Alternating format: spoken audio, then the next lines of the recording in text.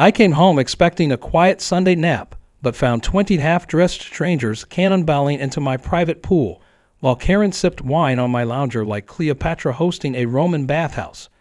I didn't scream, I didn't argue, I just locked the gate from the outside, turned around and smiled as the screams began. That morning had started out like any other. The sun was climbing lazily over the pine trees behind my ranch-style home, and I had just finished loading up my truck with supplies after an early morning trip to the farmer's market. I had left at 6 o'clock and figured I'd be home before lunch. My property was gated, fenced, and marked as private. I lived at the far edge of our neighborhood, close enough to be on the HOA's radar, but just far enough that most folks didn't wander near unless they had a reason. Apparently Karen had found one. As I turned onto my gravel driveway, something immediately felt off. There were cars parked haphazardly along the shoulder. A red minivan blocked part of my gate. A food truck I had never seen before idled by the hedge, playing loud pop music. Confused, I slowed to a crawl. That's when I saw it. Balloons. A cluster of neon pink balloons bobbing near my pool gate. The faint scent of barbecue hung in the air. I blinked, thinking I must be hallucinating from the heat, but the closer I got, the more absurd it became. There were people everywhere. Teenagers doing flips off my diving board. A woman in a sun hat directing a group of children toward a snack table I certainly didn't set up. My own pool towels were laid out like a beach resort. And there, seated in my wooden lounge chair with her crusty flip-flops kicked off and sunglasses perched high on her head, was Karen. Karen lived 2 houses over. She was the self-appointed queen of our HOA, a woman who held more garage sale permits than friends and had once threatened to fine me for painting my mailbox a shade too dark. Now she sat by my pool with a glass of white wine like this was some kind of social club. I parked quietly. Rage hummed low in my chest, but I kept it buried. I knew better than to cause a scene in front of guests. I walked around the side of the house, careful to stay out of view from the pool. My side gate, which I always locked, was wide open. She must have forced it or maybe picked the lock. Either way, she'd entered without permission. I reached the main gate latch from the outside, gave it a test pull, and confirmed what I already suspected. My guests, if you could call them that, were about to become a very confused and very wet audience. I slipped the padlock through the gate latch and secured it in place. Click. Then I walked back to my porch, pulled out my phone, and switched to the pool camera feed. I'd installed those cameras after Karen once claimed she saw a raccoon in my yard and filed a complaint about vermin. Thank God for HOA pettiness. It always pushed me to prepare for war. On the screen, I watched Karen laugh loudly, clinking glasses with another woman wearing a floppy hat. They had spread out some sort of whore's do-over tray on my poolside table. My beach umbrella had been repositioned, and someone was tossing soggy chips into the grass. I took a deep breath and kept watching. One of the teens went to open the gate to retrieve something from their car. He tugged once, then again. He frowned and shouted something. Karen turned slowly, already irritated by the interruption. She walked over in her robe, still dripping from her earlier dip, and jiggled the latch. She froze. The camera caught the exact moment her expression shifted from smug to stunned. Then she turned around and yelled, "Who locked us in?" I waited. A small group gathered near the gate, murmuring. Someone tried scaling the fence. Another guest called out that she had left her purse in her car. I could hear the faint echo of complaints and questions from where I stood. Then Karen's voice rose above them all. "This is a misunderstanding. Everyone just stay calm. He probably did this by accident. I know the owner. He's friendly." That's when I walked into view. I didn't say anything. I just stood by the gate and smiled. Karen's face turned red. She stormed over, clutching her robe closed. "Open the gate right now. This is illegal." I raised my eyebrows and asked her how 20 people had entered my locked backyard without my permission. She opened her mouth to respond but realized too late that no answer would make her look good. Instead, she snapped that it was a neighborhood mixer. I reminded her I had never agreed to host anything, much less provide a venue. She pointed at a flyer one woman held in her hand. I stepped forward and looked at it. Karen's Summer Splash Poolside Mixer at 44 Whispering Pines. Suggested donation $25. Brain towels. No lifeguard. My address. My pool. My name nowhere on it. I asked her if she made money off this. She blanched. Someone behind her muttered something about Venmo. A few people looked uncomfortable. A couple of women gathered their bags and tried to head toward the fence again. Karen demanded I open the gate and let them all out. I told her I'd already contacted the police and that any of her guests who didn't want to be here would have to wait and explain things to the officers. She screamed that I was overreacting. I replied quietly that what she did was trespassing, that she had invited strangers onto private property, held an unauthorized paid event, and accessed my home by force. Her face tightened, and for once, Karen had no comeback. A kid tossed a half-eaten burger into the pool. Another person's beer tipped over and spilled onto my stone tiles. Karen grabbed her phone and began dialing furiously. You'll be sorry for this. This is harassment. This is kidnapping. I looked her dead in the eye and said, You're free to leave, just not through my property. And with that, I walked back inside to finish my lunch. The shouting didn't stop for a full 5 minutes. From the kitchen window, I could still hear Karen pacing furiously along the pool gate, ranting into her phone while her guests stood around looking increasingly uncomfortable. One teenager sat cross-legged by the gate, already bored and scrolling through his phone, while a woman in a wet sundress tried to calm her crying toddler. I poured myself a glass of lemonade, leaned against the counter, and watched the whole thing play out on my outdoor security feed. It would have been funny if it wasn't so outrageous. Karen had orchestrated this entire invasion, and now she was panicking because her plan had gone sideways. I wasn't in any rush to fix that for her. Eventually, a man in swim trunks approached Karen and asked why they couldn't just leave. She turned on him like a viper, waving her phone and saying she was handling it. He didn't look convinced. He gestured toward the house, probably suggesting that someone just go knock and sort it out. But Karen raised her voice and told him this was under legal dispute now, and that they needed to stay calm. The man shook his head and walked away, muttering. Another guest called out from the pool, asking if there was going to be any more food. Karen ignored her and turned to a small group near the cabana, where someone had set up a makeshift drink station using my outdoor sink and countertop. They were cleaning up now, sensing the situation had gone sour. Some guests started drying off. Others just wrapped themselves in towels and stood awkwardly near the fence. Then came the moment I'd been waiting for. Karen placed a second call. I knew it was to the police because her voice changed completely. Suddenly she was weepy, frazzled, breathless. She told the dispatcher that she and her guests were locked inside a private backyard, that the homeowner had returned and imprisoned them, that there were children present, and that she feared for everyone's safety. She called it an act of aggression. She used words like hostage, dangerous, and unstable. I almost laughed out loud. It was theater, plain and simple. Bad theater. Just to be sure, I picked up my own phone and called the non-emergency line myself. I explained the situation clearly. I was the property owner. I had returned home to find trespassers. I had locked the outer gate for safety, had surveillance footage proving forced entry, and was willing to cooperate fully with responding officers. The dispatcher sounded slightly amused when I mentioned that one of the guests had claimed it was an errand. She thanked me and said officers would be dispatched to sort it out. While we waited, the scene in the yard began to unravel further. One of the guests, a younger woman in her 20s wearing a pineapple print bikini, began arguing with Karen near the grill. I couldn't hear their exact words from the window, but body language told the story.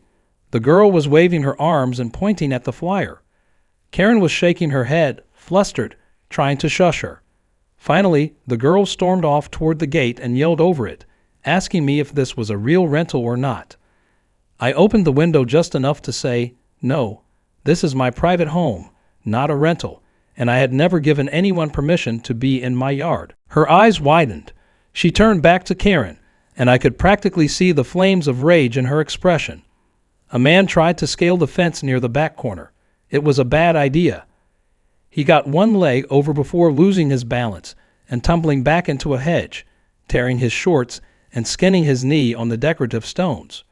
Karen rushed over, probably afraid of a liability lawsuit. He cursed her out and hobbled away toward the pool deck, limping and holding his leg. Another guest offered him a towel, which he waved off angrily. The mood had gone from festive to furious in under 30 minutes. Then came the sound of sirens, not blaring, but that low, familiar whoop of a police cruiser announcing arrival. 2 patrol cars pulled up outside the gate. Karen immediately ran over and began waving frantically. I came out the front door with my phone in one hand and my ID in the other. The lead officer met me halfway up the drive. I explained everything calmly, showed him the footage on my phone, and pointed out the flyer one of the guests was still holding. Karen was still trying to talk over me from the other side of the fence until the second officer raised his hand and told her to step back. The officers walked around to the side gate and confirmed it was indeed locked from the outside. I unlocked it slowly as they instructed. The guests began pouring out like wet rats leaving a sinking ship, muttering apologies and excuses. Some looked embarrassed. Others were outright furious at Karen. A man in a tank top pulled out his phone and began recording her, saying he wanted evidence in case she tried to deny she charged them money. She turned on him too, her voice shrill and cracked now from all the yelling. Her authority had collapsed. One officer pulled Karen aside for questioning, while the other took my full statement. I told them everything. The unlocked gate, the unexpected guests, the printed flyers, the social media posts I had just pulled up. It was all clear. Karen had hosted a full event on private property without permission and had possibly collected money for it. That turned it from trespassing to something much closer to a criminal offense. The officers asked if I wanted to press charges. I said I hadn't decided yet, but I was certainly filing a formal complaint with the HOA and possibly pursuing civil action. Karen, now dripping wet and red-faced, suddenly gasped and clutched her chest. She started wheezing and saying she couldn't breathe. One officer stepped back, concerned, and asked if she had a medical condition. She nodded rapidly and claimed she was having a panic attack, but then, between wheezes, she said she needed to use her phone and started dialing again. The officer caught on quickly. She wasn't having a medical episode. She was trying to record another call to spin her narrative. He asked her calmly to sit on the lawn and wait. Most of the guests had now left. A few stayed back, trying to figure out who to blame for the $25 they'd sent on some payment app. One older woman shook her head in disbelief and muttered that she'd never trust an event organized on Facebook again. I went back inside, made another glass of lemonade, and leaned against the counter once more. My backyard was trashed.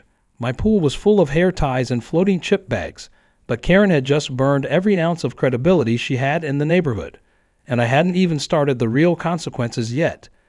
The sun had started to drift lower in the sky, casting long shadows over the backyard as the last of Karen's unauthorized guests trickled away in silence. My pool area looked like it had hosted a college frat party instead of the tranquil retreat I had carefully maintained. Plastic cups floated in the water, my deck chairs were wet and stained, and someone had snapped the wooden handle on my pool skimmer. I stood on the porch surveying the damage, trying to decide whether I felt more angry or impressed by the sheer boldness of what Karen had pulled off. I didn't get long to think before the HOA president showed up, and things took another turn I hadn't expected. Marcus, a retired Air Force colonel and the current head of our HOA, pulled up in his usual spotless black pickup truck. He stepped out already looking irritated. Apparently, word had spread faster than I'd imagined, and he had received half a dozen calls from other board members and residents wondering what on earth had happened at my property. I invited him in, offered a bottle of water, and walked him straight to the surveillance monitor I kept in my home office.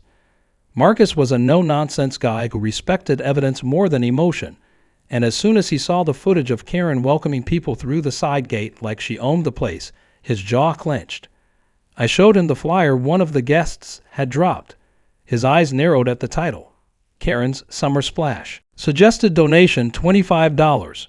Marcus let out a low whistle and said she was going to regret this one. I then pulled up a few screenshots from Facebook that one of the guests had posted publicly.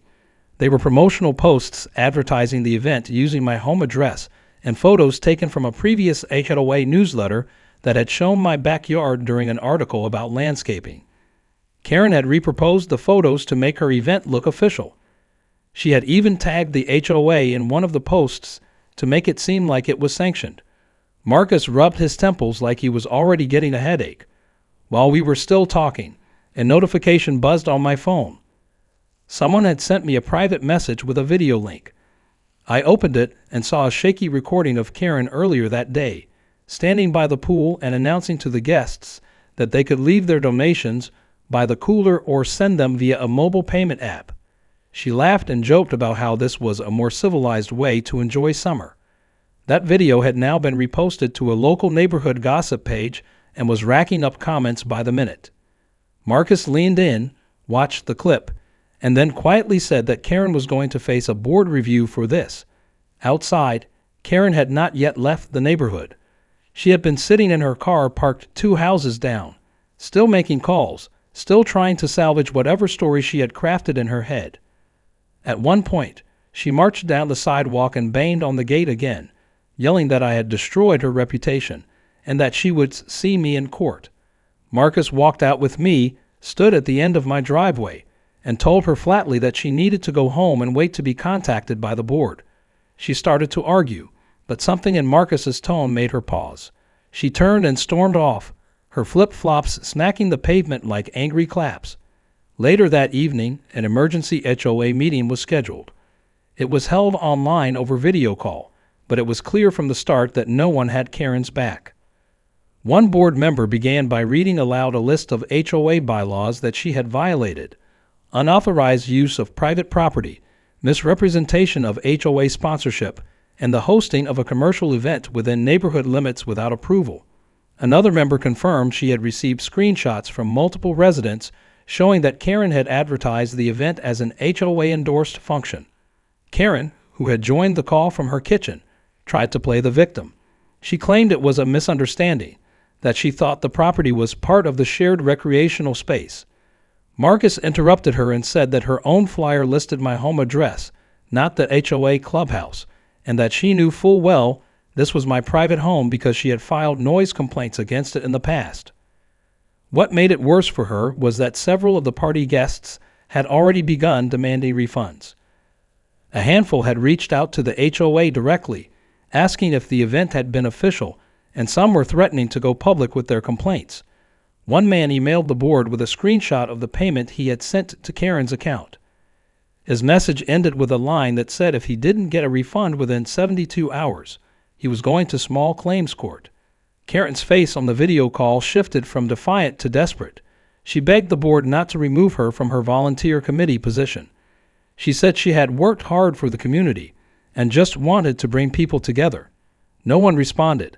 The silence was louder than any argument. The board voted unanimously to place Karen on probation and suspend her from all HOA events pending further review. She would not be allowed to host or attend any gatherings at community locations. A fine was also discussed, and the legal committee was tasked with determining if any civil penalties could be applied due to the unauthorized nature of her event and the potential liability risks involved.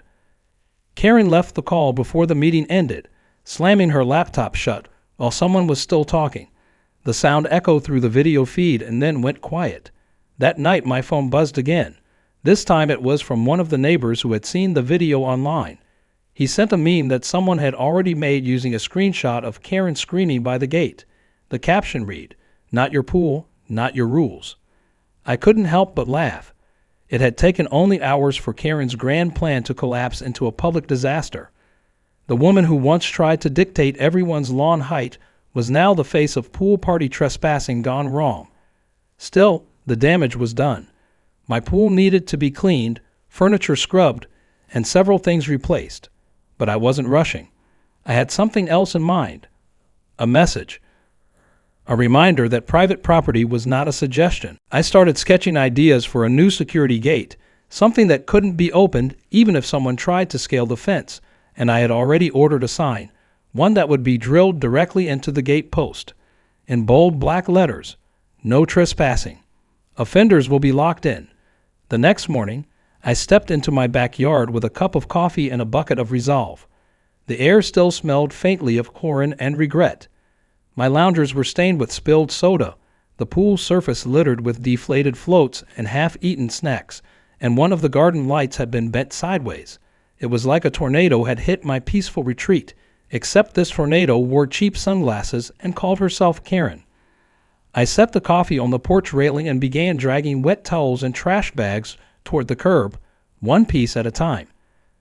There was no point in getting angry again. I'd already won round one. Now it was time to finish what she started. As I worked, a few neighbors walked by. Some offered shy waves, others chuckled softly, and one elderly woman gave me a slow, satisfied thumbs up without saying a word. It was obvious the story had spread. Everyone had seen the video clips, the memes, and the screenshots of Karen's now deleted event page. My phone had been buzzing nonstop. Even someone from a local HOA accountability group had reached out, asking for permission to share the footage as an example of neighborhood overreach. I hadn't responded yet, but the idea of Karen's tantrum becoming a training video for HOA abuse prevention made me smile. I hauled the last garbage bag to the driveway and turned to find a package on my porch. It was the new security sign I had ordered. The letters were bold and unmistakable. Private property. No entry. Offenders will be locked in and prosecuted. I held it up against the new metal gate that had been installed overnight by a local contractor I trusted. This wasn't just about keeping people out. It was about making a statement. This was my land, my pool, my rules, and anyone who thought otherwise could enjoy the view from behind bars. I bolted the sign into place and stepped back to admire the simple elegance of deterrence. Karen, of course, was not done. Around noon, I saw her through the window marching down the sidewalk with a large envelope clutched in her hand. Her face was red, not with embarrassment but determination. She stopped at the end of my driveway and began waving it around like a protest banner. I stayed inside and watched. Eventually, she placed the envelope on my mailbox and walked away, muttering something to herself. I waited until she was out of sight before retrieving it.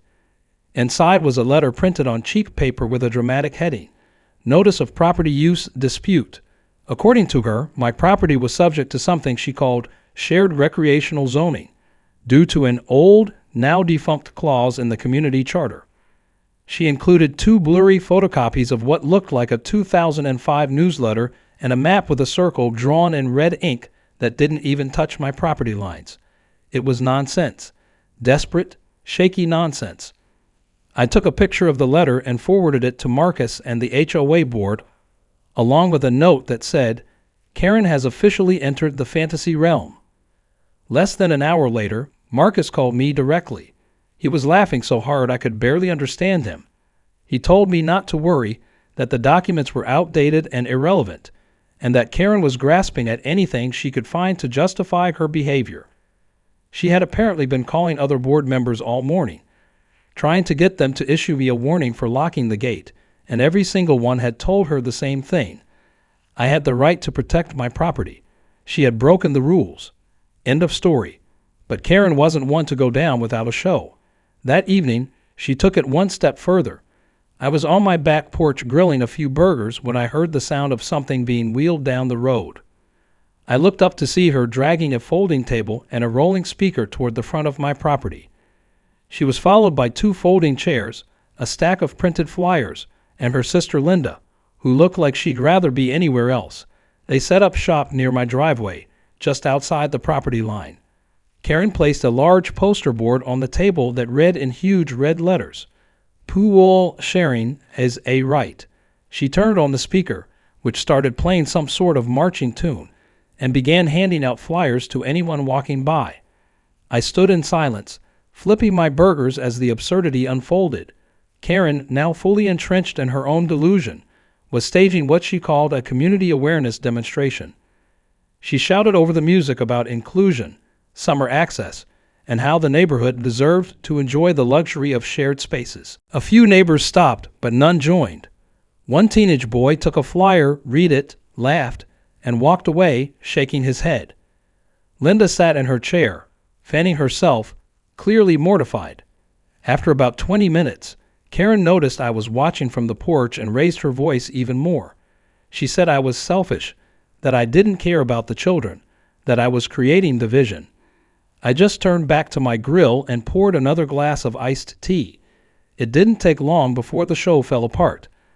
A gust of wind knocked over the poster board. The speaker started glitching and looping the same 2 seconds of marching music.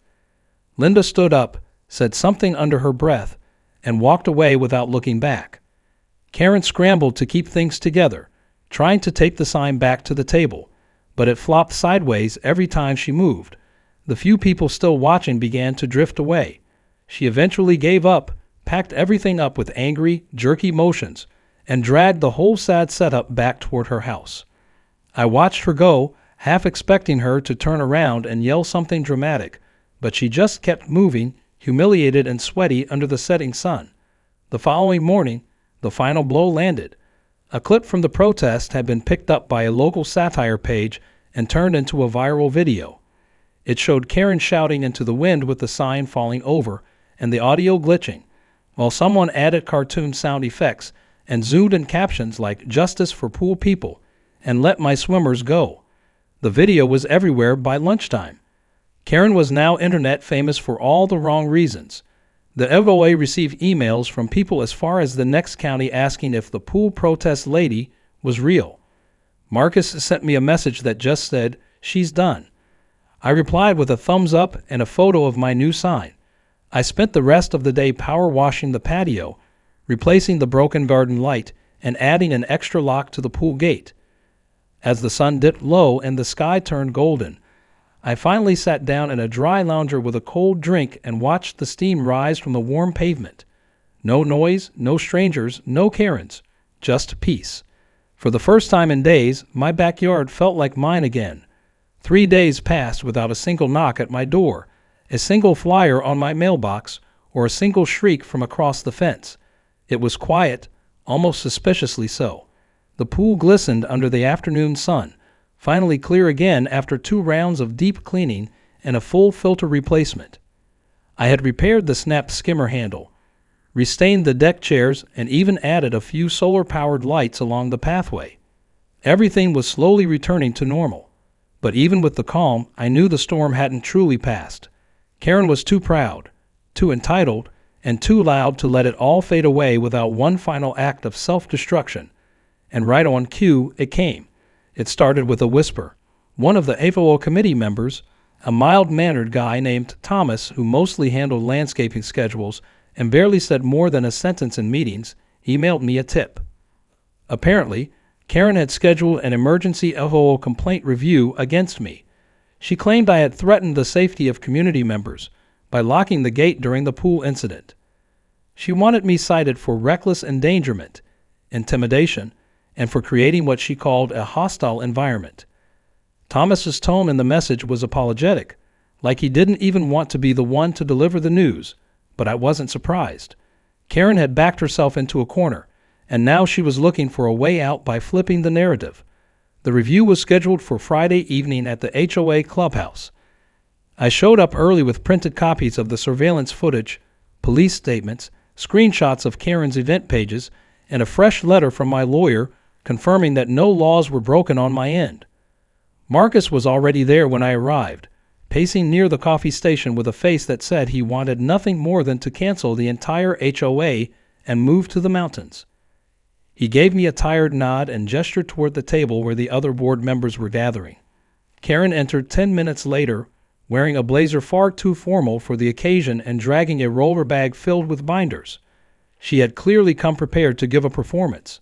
The meeting began with her speaking first, and she launched into a long, exaggerated monologue about how she had merely tried to create a sense of togetherness in the community. She painted herself as a victim of harassment, claiming that my decision to lock the gate traumatized several guests, particularly the children, and that I had shown aggression by filming people without their consent and posting the footage online. She waved a few printed screenshots from the meme pages, pointing to the comment sections as proof of defamation. When it was my turn, I kept things simple. I laid out my evidence without emotion. Footage showing the gate was locked only after Karen had already invited guests onto my property. Police reports confirming I was within my rights. Multiple messages from her own guests stating they had been missiled and had paid money to attend. I reminded the board that Karen had repeatedly violated property laws, misrepresented the HOA, and attempted to frame herself as an authority when she had none. I also noted that I had not uploaded any videos myself. Anything online had been shared by others who attended or who had seen the public posts. I had merely secured my home and reported trespassing. The board members looked increasingly uncomfortable as the meeting went on. Even the ones who usually tried to stay neutral were shifting in their seats, clearly wanting it to end. Finally, Marcus stood up and addressed everyone. He reminded them of the core responsibility of the HOA, which was to maintain the safety, privacy, and trust within the neighborhood. He said that Karen's actions had violated all three. He then turned to her directly and said that while everyone was allowed to make mistakes, what she had done went beyond that. It was willful, it was manipulative, and it endangered the reputation of the entire HOA. The board voted to formally censure Karen. She would be removed from all committee positions effective immediately. She was banned from organizing, attending, or promoting any neighborhood events for 1 year. Additionally, a fine of $500 would be issued for property misuse and unauthorized event hosting. Karen's mouth fell open. She stammered that this was unfair, that she had never been treated this way in her life. When no one responded, she gathered her binders, shoved them back into her roller bag, and stormed out of the room with a loud huff. After the meeting, a few neighbors approached me quietly, some offering thanks, others just shaking their heads at the whole mess. One woman told me her daughter had come home from the pool party in tears, confused why she had been locked in someone else's yard. Another man said his teenage son had been the one who tore his shorts trying to climb the fence, and that while he didn't blame me, he would like Karen to reimburse the damage. It was clear the community wasn't on her side anymore. Whatever influence she thought she had was gone. The next day, I received a knock on the door. It was the mail carrier with a stack of certified letters. Each one was from a guest at Karen's party, demanding a refund or threatening legal action. She had written my name on one of the event registration sheets as an emergency contact. My lawyer advised me to ignore the letters and respond with a standard statement declaring that I had not hosted the event and had no involvement. Still, the pile of envelopes was satisfying in its own way. Karen was being buried under the very thing she had tried to weaponize against me: paperwork, complaints, receipts, the weight of her lies catching up in slow, heavy waves. I walked down to the end of my driveway and opened the gate. My new sign still stood firm. I added a small second one below it. Trespassers will not be escorted out, just watched. The neighbors who passed by that day laughed. One of them asked if it was a joke. I said it depended on who was reading it. Later that evening, I grilled again on the porch, enjoying the golden sunset while soft music played in the background. No cars slowed down near my fence. No one tried to sneak in. The pool reflected the sky like glass. For the first time in weeks, the calm felt real, not the silence before a storm, just peace earned, sealed, and locked in. By the following week, Karen had all but disappeared from neighborhood life. Her once daily patrols around the block had ceased.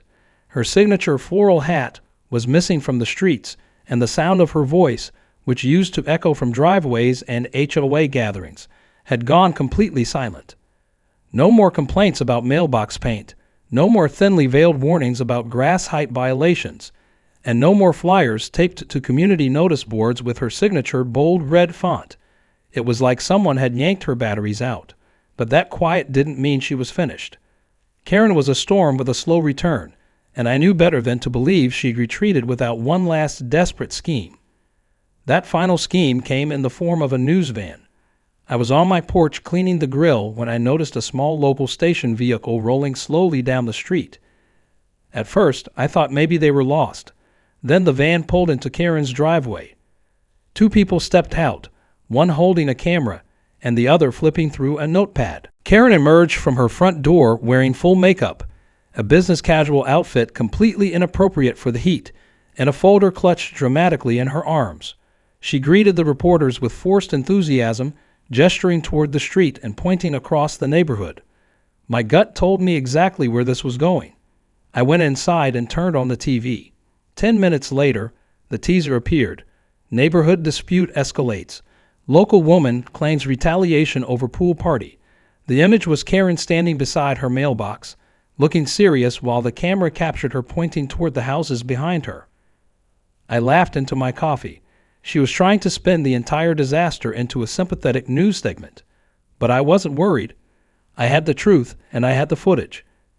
An hour later, the full segment aired. Karen spoke in solemn tones about how she only wanted to build a sense of community, how she believed in sharing and inclusion, and how she'd been targeted unfairly for trying to spread joy during a difficult summer. She didn't name me directly, but the story was so one-sided it barely needed names. The background footage included a few shots of the protest she had staged along with the meme clips that had gone viral.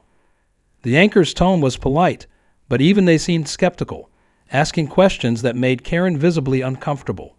The final few seconds of the segment cut to her sign falling over during the protest, and the reporter awkwardly ended by stating that no legal claims had been filed and the HOA declined to comment further. My phone lit up immediately. Neighbors were texting screenshots and laughing about how Karen had managed to humiliate herself on both the internet and cable TV. One person sent me a short compilation someone had made splicing her news interview with dramatic violin music and clips of her tripping over her protest sign. I didn't bother responding to the messages. Karen didn't need any more attention from me. She was imploding all on her own. But I did save the video, just in case. Over the next few days, the ripple effects spread. The HOA office received a spike in inquiries about policy violations, mostly from residents making sure their homes weren't somehow looped into Karen's fake activism. A few neighbors quietly admitted they had once supported her HOA initiatives, but were now reconsidering their votes in upcoming board elections. There was even a petition passed around asking that the HOA bylaws be amended to require formal approval for any person claiming to represent the board or host events on behalf of the neighborhood. It gathered nearly 100 signatures in 2 days. Then came the final blow. A letter arrived from the HOA legal committee confirming that Karen had violated 3 specific community policies. In addition to her probation, she was officially barred from accessing any HOA-managed facilities, including parks, common areas, and the community pool for a full calendar year. The irony didn't escape me. The woman who had demanded access to my pool for a neighborhood gathering was now banned from every other pool in the entire subdivision. The letter was delivered to her in person, and though I didn't see it happen, the delivery guy later told me she stood frozen on her porch for several seconds before snatching the envelope out of his hand and slamming the door. A few nights later, as I sat outside with the soft hum of crickets and the occasional splash of the pool filter, I heard something shuffle near my mailbox. I stayed quiet and leaned back into the shadows. Karen was standing there in the dim light, holding a small box. She looked around nervously, then placed the box down and walked away quickly, disappearing into the dark like she had never been there. After a moment, I stood up and walked to the mailbox. Inside the box was a folded towel, a half-used bottle of sunscreen, and a note written in rushed handwriting. It simply read, "I thought we were building community. Sorry it got out of hand." I didn't respond. I didn't return the items. I just went back to my porch and sat down again. The box wasn't really an apology. It was a quiet attempt to rewrite the ending.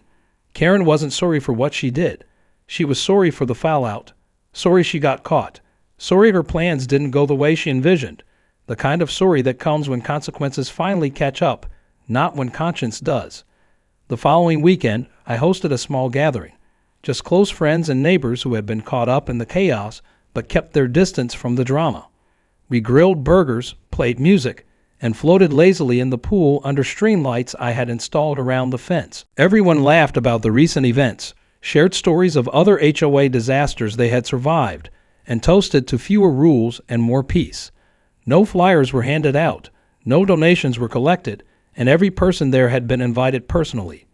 As the night wore on and the stars came out, someone joked that we should install a second gate, just in case any more unexpected guests tried to make a splash. I smiled and pointed to the new sign by the entrance. It still read, "Offenders will be locked in," and underneath that, a small painted plank had been added. Karen tested. She failed. That evening, with everyone gone and the backyard finally quiet again, I walked one last slow lap around the pool. The water was calm, the air still. I turned off the lights, locked the gate, and walked inside, knowing I had protected my home not just with fences, but with the truth. And sometimes that was all the defense you needed. The weather had cooled slightly by the end of the month, and the days grew quieter as summer slowly began to slip away. The cicadas buzzed less, the neighborhood kids had returned to school, and the once chaotic streets now felt calm again. My backyard, once the uninvited venue of a suburban uprising, was back to its old self. Everything looked almost untouched by the storm that had passed through. But I knew better. There were reminders everywhere. The new gate with its coded entry system, the freshly painted signs, the cameras with wider lenses and infrared settings, and most of all, the absence of one very particular neighbor. Karen had all but vanished from public view. Her social media accounts were gone. Her name had stopped popping up in the HOA meeting minutes, and even her dog, once walked religiously down the same sidewalk every evening, was now rarely seen beyond her own yard. Word around the neighborhood was that she had filed a complaint with the news station after they aired the segment that ended up humiliating her. They didn't retract it. Instead, the clip was re-uploaded by several meme pages with voiceovers and fake movie trailers, making her out to be the villain in a fictional series called Suburb Wars. It was absurd, but that seemed fitting. The whole thing had been absurd from the beginning. I was in my garage one afternoon, installing a new lockbox for backup pool keys, when Marcus pulled into the driveway. He didn't get out right away, just sat there in his truck for a moment before stepping out with a manila folder tucked under one arm. His face looked tired but calm, the kind of expression people wear when they're ready to put something to rest. He handed me the folder and said it was official.